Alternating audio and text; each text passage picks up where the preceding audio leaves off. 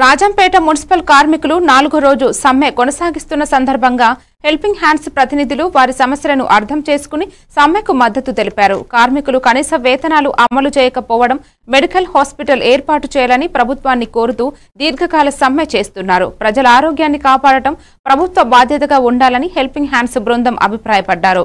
ఈ కార్యక్రమంలో ప్రతినిధులు పిపి వెంకటరమణ, కెవి చలపతి, ఎం సుబ్బారాయుడు ఇతరులు పాల్గొన్నారు.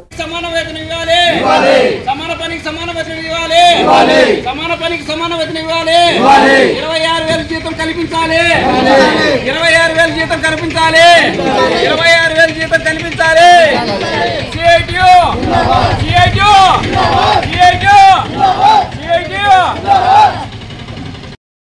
సమాన పనికి సమాన వేతనం ఇవ్వాలి సమాన పనికి సమాన వేతనం ఇవ్వాలి కార్మికుల ఐక్యత కార్మికుల ఐక్యత కార్మికుల ఐక్యత